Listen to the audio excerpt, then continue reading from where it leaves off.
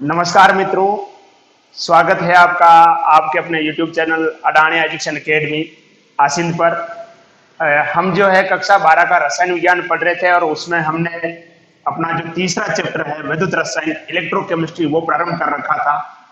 और पिछले लेक्चर में हमने कोलराउस के नियम के बारे में बात की थी और आज हम बात करेंगे डेनियल सेल यानी जो विद्युत रासायनिक सेल क्या होता है उसको लेकर हम चर्चा करने वाले हैं। आज का जो वीडियो है छोटा रहने वाला है।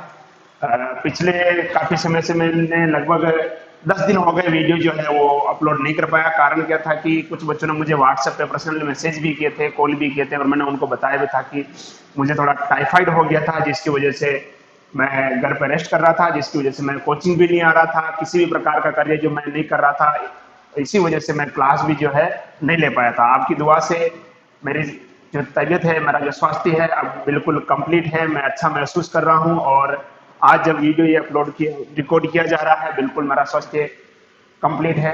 तो बिना किसी देरी से आइए आज की कक्षाएं हम प्रारंभ करते हैं। आज की कक्षा में आज जो हम बात करने वाले हम बात करेंगे विद्युत रासायनिक सेल को लेकर हम बात करेंगे। विद्युत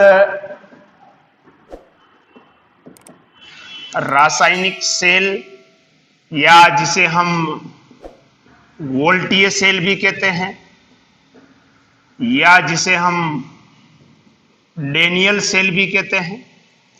इसे हम वोल्टीय सेल या डेनियल सेल या विद्युत रासायनिक सेल या फिर रेडॉक्स सेल भी इसे हम कहते हैं।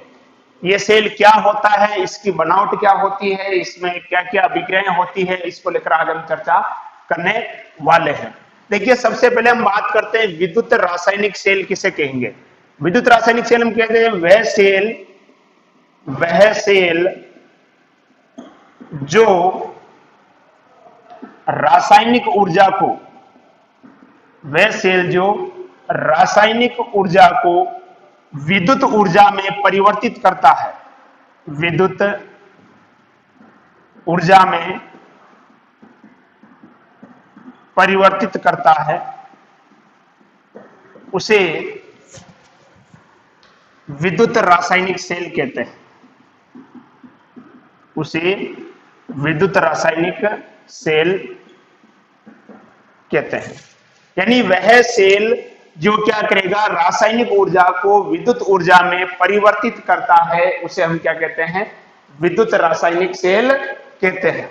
अब यह सेल क्या होता है, इसकी बनावट कैसी होती है, उसको लेकर हम आज चर्चा करने वाले हैं। आज का जो वीडियो है छोटा वीडियो रहने वाला है। अमूमन बाकी जो वीडियो होते हैं लगभग 1 घंटे के होते हैं, लेकिन ये वीडियो 1 घंटे से थोड़ा छोटा होगा।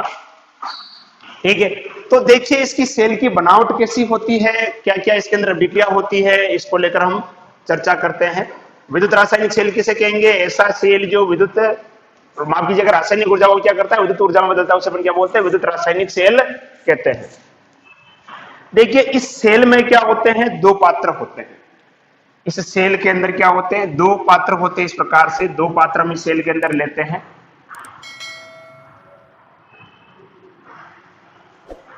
इस तरह से 2 पात्र है इस सेल के अंदर।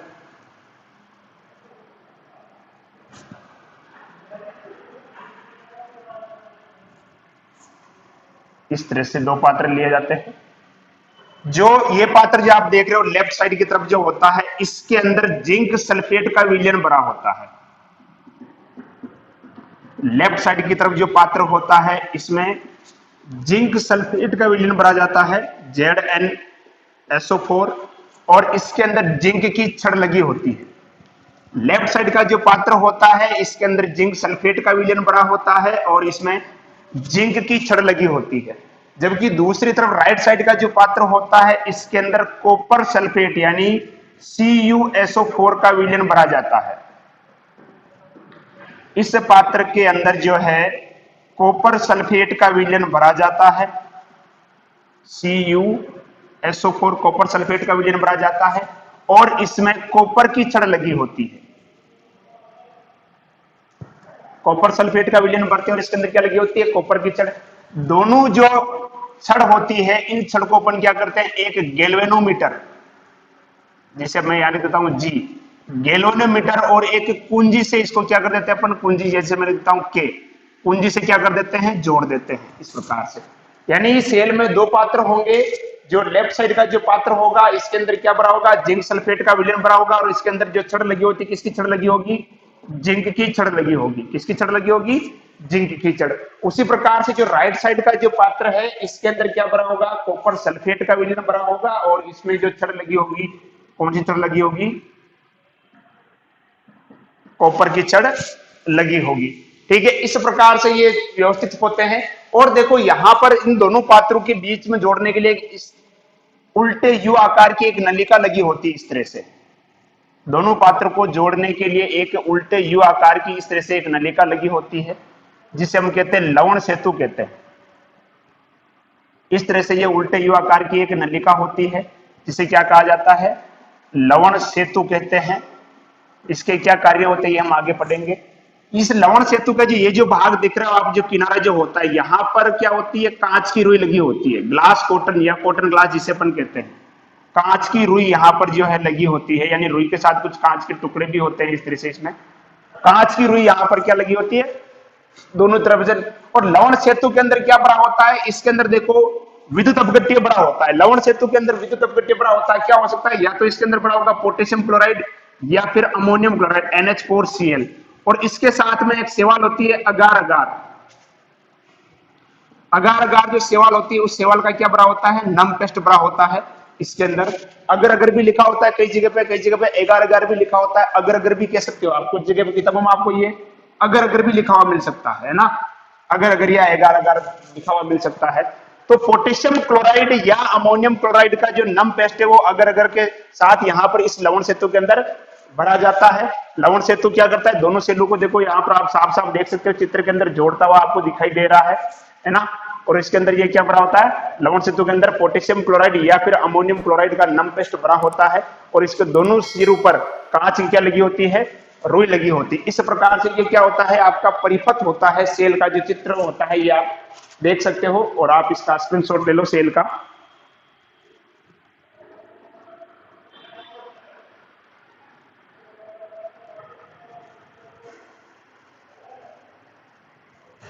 ठीक है, ले लिया।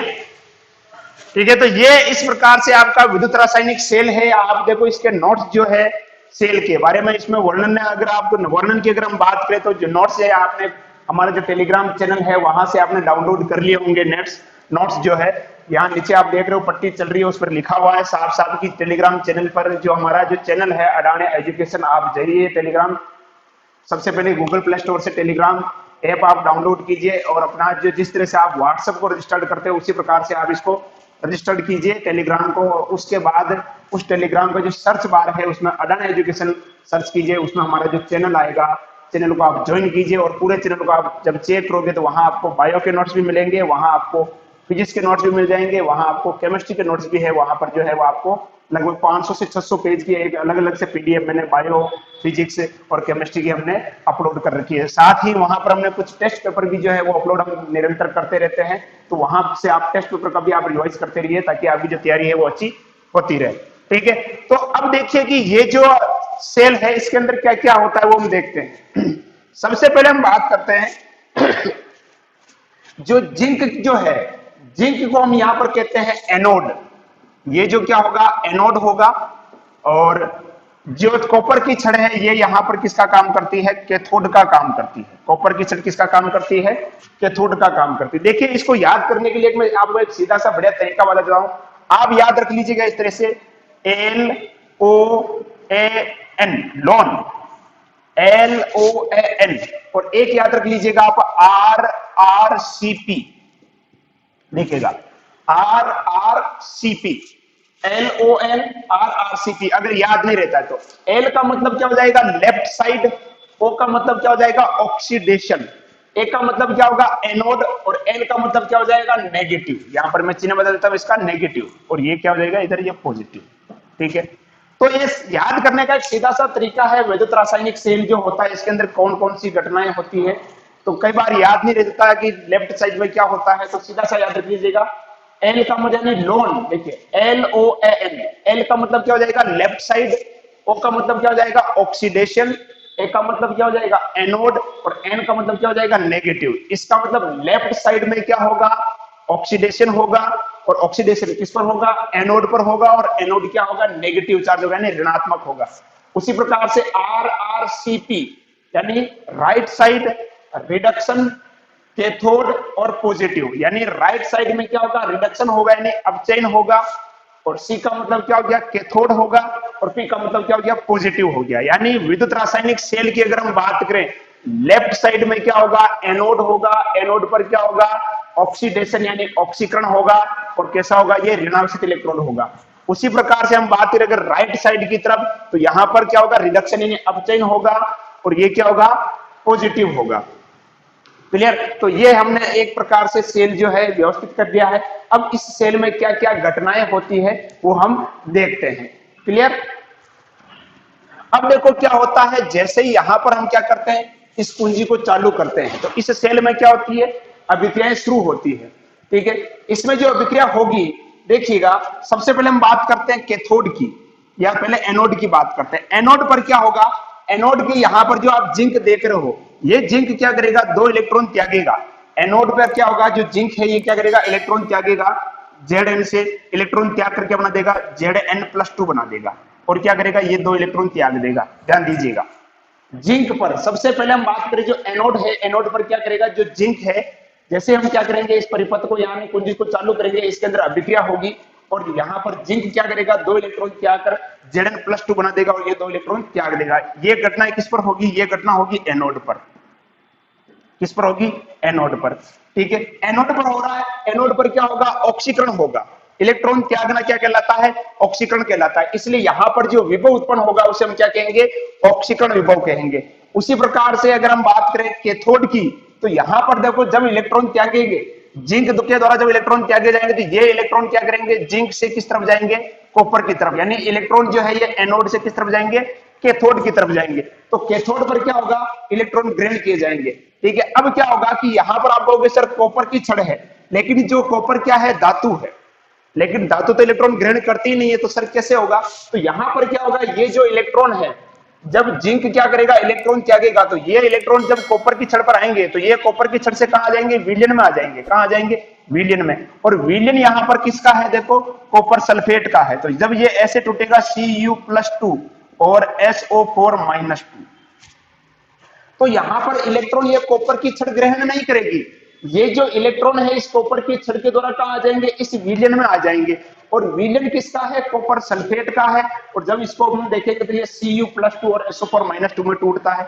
तो वो जो 2 इलेक्ट्रॉन जो आए थे वो कॉपर की छड़ के द्वारा ग्रहण नहीं किए जाएंगे। वो दोनों इलेक्ट्रॉन, ये जो Cu+2 है विलयन में, वो विलयन में से ये Cu+2 इलेक्ट्रॉन ग्रहण करेगा। तो यहां पर हम बात करें Cu+2, ये क्या करेगा, 2 इलेक्ट्रॉन ग्रहण करेगा, और क्या बना देगा, Cu बना देगा। ये घटना किस पर हो रही है, ये घटना हो रही है कैथोड पर हो रही है।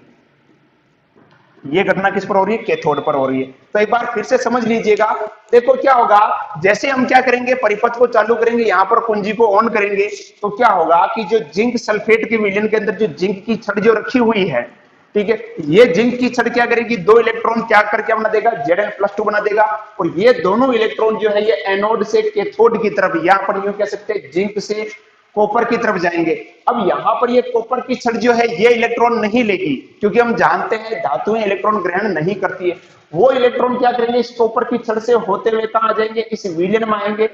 इस विलयन में जो Cu+2 है वो 2 इलेक्ट्रॉन ग्रहण करके क्या बना देगा, कॉपर बनाएगा। क्या बनाएगा, कॉपर। और ये जो कॉपर है दोस्तों, ये कॉपर क्या होगा, इस कॉपर की छड़ के ऊपर जम जाएगा इस तरह से।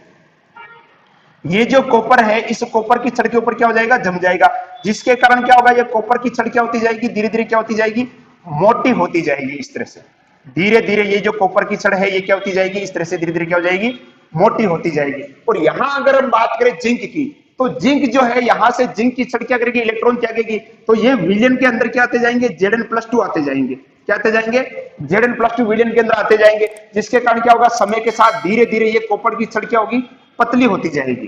कॉपर की छड़ क्या होगी, धीरे धीरे क्या होगी, पतली होगी। और जबकि सॉरी माफ कीजिएगा, जिंक की छड़ जो है धीरे धीरे क्या होती जाएगी, पतली होती जाएगी। जिंक की जो छड़ है ये धीरे धीरे क्या होती जाएगी, पतली होती जाएगी। जबकि कॉपर की छड़ जो है वो धीरे धीरे क्या होती जाएगी, मोटी होती जाएगी। ऐसा क्यों होगा, क्योंकि जो जिंक है ये इलेक्ट्रॉन त्याग कर क्या बनाएगा, Zn+2 बनाएगा, यानी यहां से जिंक से जो ये जिंक +2 के रूप में ये विलयन के अंदर आ जाएगा, जिससे जिंक की छड़ क्या होगी, पतली होगी। और ये जो त्यागे गए इलेक्ट्रॉन है, ये इलेक्ट्रॉन एनोड से कैथोड की तरफ जाएंगे और कैथोड में ये इलेक्ट्रॉन क्या होंगे, कॉपर की छड़ से होते हुए इस विलयन के अंदर आएंगे और इस विलयन का जो Cu+2 आयन है वो इलेक्ट्रॉन लेकर क्या बनाएगा, कॉपर बनाएगा। और ये कॉपर क्या करेगा, इस कॉपर की छड़ के ऊपर जमा हो जाएगा, जिसके कारण क्या होगा, कॉपर की छड़ क्या होगी, मोटी होती जाएगी। यानी अपन यूं कह सकते हैं कॉपर का भार जो है यहाँ पर, द्रव्यमान जो है वो क्या होगा, बढ़ेगा। ठीक है, यहाँ पर जिंक पर इलेक्ट्रॉन त्यागे जा रहे हैं, इसलिए हम क्या कहेंगे, यहाँ पर जिंक पर क्या हो रहा है, नहीं एनोड पर क्या हो रहा है, ऑक्सीकरण हो रहा है, इसलिए यहाँ जो विभव उत्पन्न होगा उसे हम क्या कहेंगे, ऑक्सीकरण विभव कहेंगे। जबकि कॉपर पर जो है यहाँ पर इलेक्ट्रॉन, कैथोड पर जो इलेक्ट्रॉन यहाँ पर ग्रहण किए जा रहे हैं, इसलिए हम क्या कहेंगे, यहाँ पर क्या हो रहा है, ऑक्सीकरण अपचयन हो रहा है, इसलिए यहाँ पर जो उत्पन्न विभव है ये क्या कहलाएगा, अपचयन विभव कहलाएगा। अब देखो यहाँ पर ये आपका एनोड हो गया, ये आपका कैथोड हो गया, दोनों के बीच में एक विभव उत्पन्न होता है और इस विभव का जो अंतर होता है, दोनों इलेक्ट्रोड के विभव का जो अंतर होता है यानी विभवांतर होता है, उसे हम बोलते हैं सेल का विद्युत वाहक बल।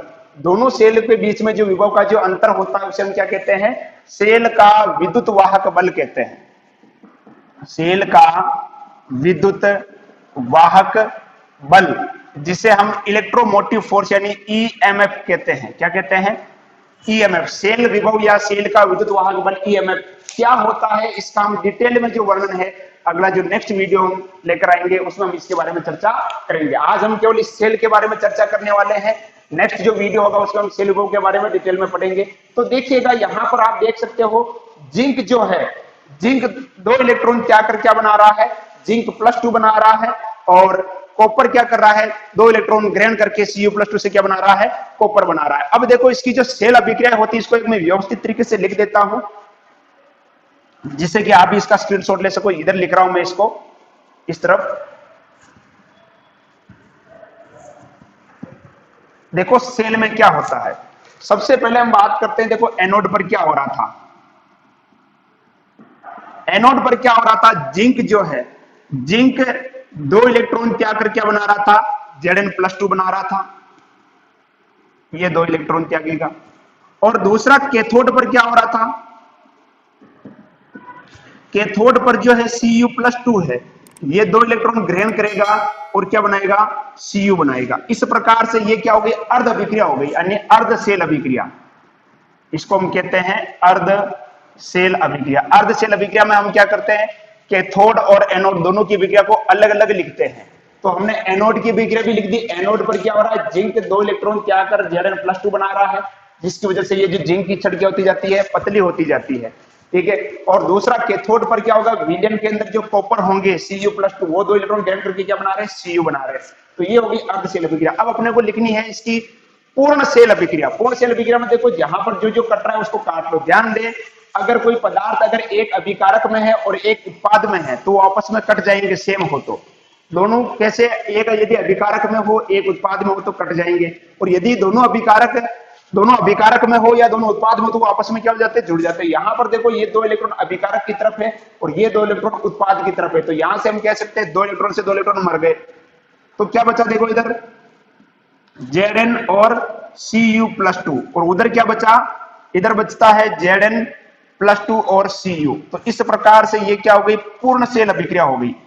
ये क्या हो गई, पूर्ण सेल अभिक्रिया हो जाती है। ठीक है, तो ये अर्ध सेल अभिक्रिया, आप इसका स्क्रीनशॉट ले लो, ये काफी इंपॉर्टेंट है सेल को लेकर। डेनियल सेल की जो अभिक्रिया होती है इसका आप स्क्रीनशॉट ले लो।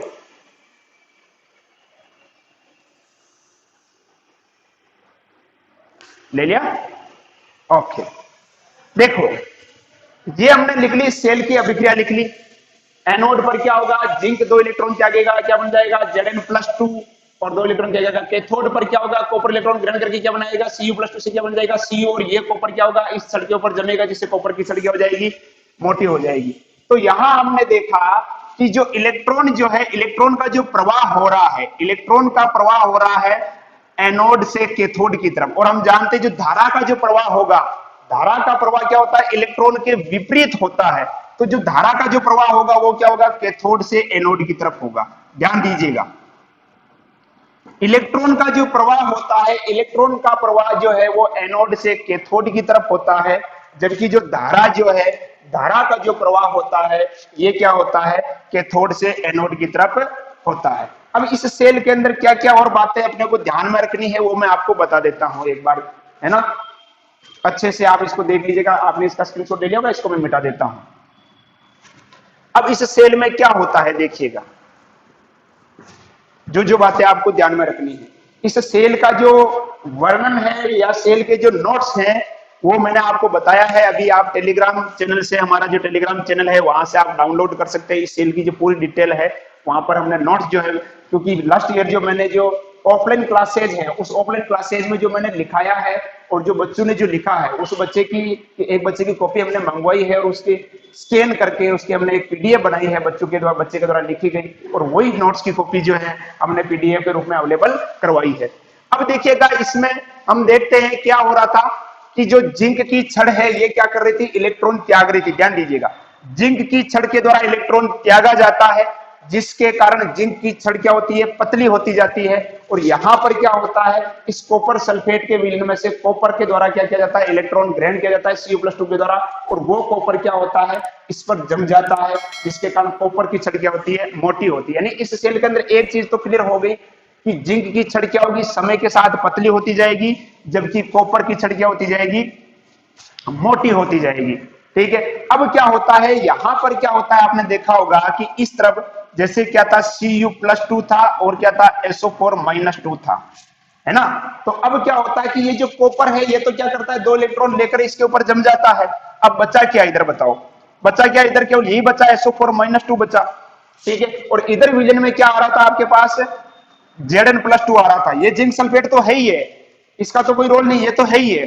अब क्या आ रहा था यहां पर, क्योंकि ये इलेक्ट्रॉन त्याग रही थी जिंक की छड़, जिंक की छड़ इलेक्ट्रॉन त्यागने से विलयन के अंदर क्या आ रहा था, Zn+2 आ रहा था। अब यहां से क्या होगा, इधर से ये जो सल्फेट है SO4-2, ये इस लवण सेतु की सहायता से किधर आ जाता है, इस तरफ आ जाता है लवण सेतु के द्वारा। तो इधर आपके पास क्या है, Zn+2 है, और क्या आ गया, SO4-2। तो क्या बन जाएगा, ZnSO4 बन जाएगा। क्या बन जाएगा, ZnSO4। यानी अपन यूं कह सकते हैं कि यहां पर जिंक की छड़ तो क्या होगी, पतली होगी, जबकि जिंक सल्फेट की सांद्रता में क्या होगी, वृद्धि होगी। ध्यान दीजिएगा, जो आपका जो एनोड वाला जो पात्र है इसमें जिंक की छड़ तो क्या हो रही है, लगातार क्या होती जा रही है, पतली होती जा रही है, और जिंक सल्फेट की सांद्रता में लगातार क्या हो रही है, वृद्धि हो रही है। इधर क्या हो रहा था, देखो इधर क्या था, कॉपर सल्फेट था। इस पात्र की अगर हम बात करते हैं, इधर क्या था, कॉपर सल्फेट था। तो इसमें से क्या होगा, कॉपर जो है वो तो इसके छड़ के ऊपर जम गया, और बचा क्या था, SO4-2 यानी सल्फेट है, वो सल्फेट इधर आ गया। सल्फेट कहां गया, इधर आ गया। तो इधर अपन कह सकते हैं कि कॉपर सल्फेट की सांद्रता लगातार क्या होती जाएगी, कम होती जाएगी। क्या होती जाएगी, कम। तो यहां पर एक चीज जो अपने को समझनी है, ध्यान देनी है, क्या हो रहा है इस सेल के अंदर, जिंक सल्फेट की सांद्रता, ध्यान दीजिएगा, ZnSO4, जिंक सल्फेट की सांद्रता लगातार क्या होगी, बढ़ेगी, जबकि जो कॉपर सल्फेट है SO4, इसकी सांद्रता लगातार क्या होगी, कम होगी। क्लियर। जिंक सल्फेट की सांद्रता कैसे बढ़ेगी, हमने भी बताया था कि यहां से जो सल्फेट है इधर आ जाएगा, और क्या बन जाएगा, जिंक सल्फेट यहां से, क्योंकि ये जिंक से क्या बनेगा, Zn+2, और उधर से क्या जाएगा, SO4-2, और क्या बन जाएगा, जिंक सल्फेट। यानी जिंक सल्फेट की सांद्रता इस सेल के अंदर लगातार क्या होगी, समय के साथ साथ जिंक सल्फेट की सांद्रता बढ़ेगी, जबकि कॉपर सल्फेट की सांद्रता क्या होगी, घटेगी। अगला हम बात करते हैं जिंक का जो द्रव्यमान है, जिंक का द्रव्यमान क्या होगा, कम होगा, क्योंकि जिंक की छड़ क्या होगी, पतली होगी। ठीक है, तो जिंक का जो द्रव्यमान है, जिंक का द्रव्यमान क्या होगा, कम होगा, जबकि यहां आप देख रहे हो जो कॉपर है, कॉपर की जो छड़ है इसके ऊपर और भी कॉपर जो है वो निक्षेपित हो रहा है, कॉपर जम रहा है। तो यहां हम कह सकते हैं कॉपर का जो द्रव्यमान है ये क्या होगा, बढ़ेगा। कॉपर का द्रव्यमान क्या होगा, बढ़ेगा। ठीक है, अगली हम बात करते हैं इलेक्ट्रॉन की जो दिशा होगी। इलेक्ट्रॉन की जो दिशा होगी, इलेक्ट्रॉन क्या करेगा, एनोड से किस तरफ जाएगा, कैथोड की तरफ जाएगा। इलेक्ट्रॉन जो है वो एनोड से कैथोड की तरफ जा रहा है।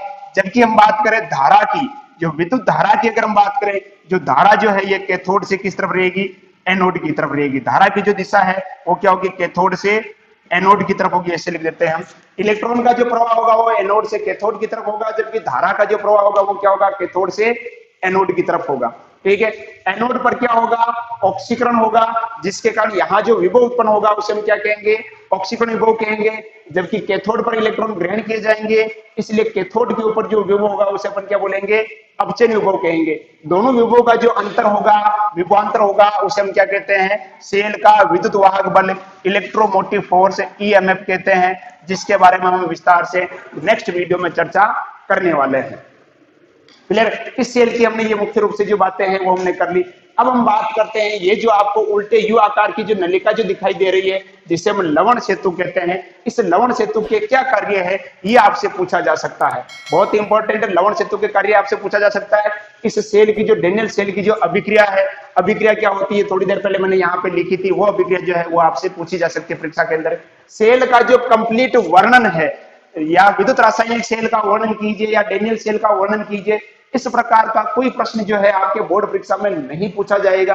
पूछा जाएगा तो क्या आएगा, एक तो इस सेल की जो अभिक्रिया होती है उस अभिक्रिया के बारे में पूछा जा सकता है, या इस सेल में जो ये लवण सेतु जो है उल्टे यू आकार की नलिका है, इसको लेकर आपसे प्रश्न पूछे जा सकते हैं। तो लवण सेतु क्या होता है इसके बारे में हम चर्चा करते हैं, इसके क्या क्या कार्य होते हैं इसको लेकर हम चर्चा करेंगे। देखिएगा, एक तो क्या काम करेगा ये लवण सेतु, अगर मान लो कि ये लवण सेतु ना होता तो यहां से जो सल्फेट आयन है क्या ये इधर आ पाते, क्या नहीं आ पाते।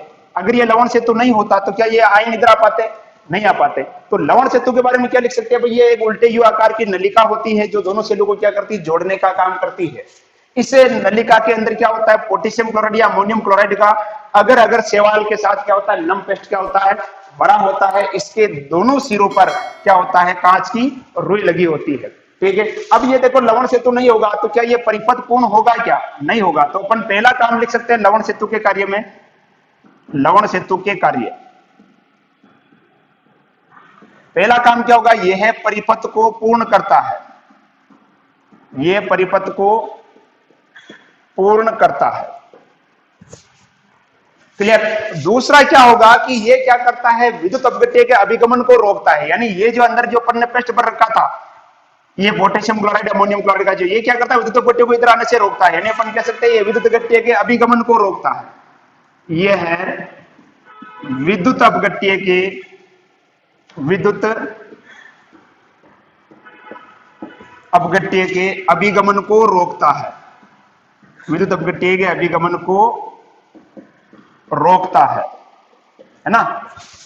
तो लवण सेतु का एक काम तो क्या हो जाएगा, परिपथ को पूर्ण करता है, दूसरा विद्युत अपघट्य के अभिगमन को रोकता है। अब देखो अगर ये लवण सेतु ना होता, ठीक है, तो यहां पर क्या था, SO4-2 था, ठीक है, और इधर क्या बनाता, जिंक +2 बनाता है ना, इधर क्या बनाता, Zn+2 बनाता, और इधर क्या बचाता, SO4-2 बनाता। तो इस लवण सेतु के द्वारा ही तो ये SO4-2 यानी सल्फेट इधर आ रहा है। अगर ये नहीं होता तो क्या ये इधर आता है, क्या नहीं आता। तो इधर क्या रह जाता, ऋणावेश रह जाता, इधर क्या रह जाता, धनावेश रह जाता। इसके कारण क्या होगा, जो सेल जो है ये उदासीन नहीं हो पाता, और जिसकी वजह से सेल की जो क्रिया है वो क्या हो जाती है, रुक जाती। ठीक है। तो हम कह सकते हैं कि जो लवण सेतु है ये क्या करता है, सेल को उदासीन बनाए रखने का कार्य करता है ना। तो एक कार्य और हो जाएगा लवण सेतु का कि ये सेल को क्या करता है, उदासीन बनाए रखने का कार्य करता है। ठीक है। तो ये जो है आपका जो डेनियल सेल है, या जिसे हम विद्युत रासायनिक सेल कहते हैं, ये कंप्लीट हो जाता है। कोई ज्यादा विशेष नहीं है। इससे किस प्रकार के प्रश्न जो आपसे पूछे जा सकते हैं, एक तो लवण सेतु के कार्य जो है ये आपसे पूछा जा सकता है, इस सेल की क्या अभिक्रियाएं होती है वो आपसे पूछी जा सकती है। अभिक्रिया मैंने आपको समझा दी है। जो जिंक जो होगा इस पर क्या होगा, ऑक्सीकरण होगा। तो जिंक 2 इलेक्ट्रॉन क्या करके अपना देगा, Zn+2 बनाएगा, और इलेक्ट्रॉन जो है वो एनोड से किस तरफ जाएंगे, कैथोड की तरफ। जबकि धारा की जो दिशा होगी वो कैथोड से किस तरफ होगी, एनोड की तरफ होगी। धारा की जो दिशा होगी वो किस तरफ होगी, कैथोड से एनोड की तरफ। एक बार मैं पुनः इस सेल की जो अभिक्रिया है वो मैं आपको बता देता हूं क्योंकि इंपॉर्टेंट है। एक तो इस सेल की अभिक्रिया आपको ध्यान में रखनी है, और एक आपको इस लवण सेतु के जो कार्य है ये जो मैंने लिखाए हैं ये आपको ध्यान में रखनी है। कार्य के लिए जो आपको PDF जो नोट्स हैं हमारे टेलीग्राम चैनल से आप डाउनलोड करें, उसके अंदर इसके सारी चीजें जो है सेल के बारे में लिखी हुई है। सेल का पूरा वर्णन उसके अंदर लिखा हुआ है, लेकिन वर्णन जो है वो आपको परीक्षा में नहीं पूछा जाएगा। एक बार मैं पुनः इस सेल की अभिक्रिया में आपको बता देता हूं कि जो देखो एनोड जो होता है, एनोड पर क्या होता है, एनोड पर हमने देखा था कि जो जिंक जो है, पहले इसको आप ऐसे लिखोगे, जब भी लिखोगे इस सेल की अभिक्रिया को ऐसे लिखना है आपको, अर्ध सेल अभिक्रिया। अर्ध सेल अभिक्रिया, अर्ध सेल अभिक्रिया का मतलब होता है एनोड और कैथोड की अभिक्रिया को हम क्या करते हैं, अलग अलग लिखते हैं। तो सबसे पहले मैं बात करता हूं एनोड की। एनोड पर क्या होगा, देखो एनोड पर क्या होता है, जो जिंक जो होता है, जिंक क्या करेगा, 2 इलेक्ट्रॉन त्याग करके अपना देगा Zn+2 और ये 2 इलेक्ट्रॉन। और दूसरा हम बात करते हैं कैथोड पर क्या होता है। कैथोड पर क्या होगा, देखो जो Cu+2 है, जो विलयन के अंदर होगा, वो क्या करेगा, 2 इलेक्ट्रॉन लेगा और क्या बना देगा, Cu बना देगा। क्लियर। तो ये होगी अर्ध सेल अभिक्रिया। मैंने बताया था अगर कोई पदार्थ एक अगर मान लो कि अभिकारक में हो और दूसरा अगर उत्पाद में हो तो उसको हम काट सकते हैं। यदि दोनों अगर अभिकारक में हो या दोनों उत्पाद में हो तो उसको हम क्या करेंगे, जोड़ देंगे। तो यहां से देखो ये 2 इलेक्ट्रॉन से 2 इलेक्ट्रॉन क्या हो जाएगा, कैंसिल हो जाएगा। तो अब आपकी जो पूर्ण सेल अभिक्रिया है, पूर्ण सेल अभिक्रिया, ये क्या हो जाएगी, देखो इधर क्या बचा Zn, इधर तो क्या बचा जिंक, और इधर क्या बचा आपका ये Cu+2, और इधर क्या बचेगा Zn+2 और ये Cu। तो ये आपकी क्या होगी, पूर्ण सेल अभिक्रिया होगी। तो इस सेल में मैं एक दावे के साथ कह सकता हूं, गारंटी के साथ कह सकता हूं कि 100% ये श्योर है कि जो मैंने ये टॉपिक आपको करवाया है, इससे बाहर आपके बोर्ड परीक्षा के अंदर कोई भी प्रश्न जो है वो नहीं जाने वाला है। आप इसको वीडियो को अच्छे से कंप्लीट एक बार पुनः देख लें। अगर कोई फिर भी किसी प्रकार का अगर कोई डाउट है तो आप कमेंट बॉक्स में मुझे जरूर बताएं, मैं वो चीज आपका जो डाउट है वो बिल्कुल क्लियर करेंगे। ठीक है, तो आपको तो लवण सेतु के बारे में ध्यान में रखना है, इस सेल की अभिक्रिया के बारे में ध्यान रखना है, एनोड पर क्या होता है, कैथोड पर क्या होता है, ये आपको ध्यान रखना है। लवण सेतु के अंदर क्या क्या लिया जाता है, इसको लेकर आपको अच्छे से एक बार इसको देख लेना है। बाकी इस सेल से कोई ज्यादा नहीं पूछा जाएगा। और इस सेल का जो विभवांतर जो होता है वो होता है लगभग 1.1 वोल्ट। कितना होता है, इस सेल का जो विभवांतर होता है वो आप लिख लीजिएगा 1.1 वोल्ट होता है। ये हम आगे भी हम चर्चा करेंगे। अगला जो वीडियो है उसमें हम बात करने वाले सेल के ईएमएफ यानी सेल के विद्युत वाहक बल, सेल के विभव के बारे में हम बात करने वाले हैं। किस प्रकार के प्रश्न जो है उससे हमें पूछे जाते हैं, उसको लेकर भी हम चर्चा करने वाले हैं। वो वीडियो बहुत ही शीघ्र 1 या 2 दिन के अंदर वीडियो जो है वो आ जाएगा, इसलिए आप निश्चित रहें, उसकी कोई चिंता ना करें। और जो वीडियो जो आपको मिल रहे हैं उसके साथ आप पढ़ाई करते रहें। यदि ये कक्षाएं आपको पसंद आ रही है तो आप अपने दोस्तों के साथ शेयर कीजिए, और यदि आप चैनल पर नए हैं तो चैनल को सब्सक्राइब कीजिए। आप सभी लोगों की दुआ से, आपके सहयोग से चैनल जो है मोनेटाइज हो गया है। हमने जो 1 साल का जो टारगेट होता है 1000 सब्सक्राइब और 4000 घंटों का जो पब्लिक वॉच टाइम होता है वो हमने जो है प्राप्त कर लिया है। इस सभी के लिए आपको बहुत बहुत बधाई और आप सभी का बहुत बहुत धन्यवाद। ठीक है, तो आज की कक्षा में इतना ही।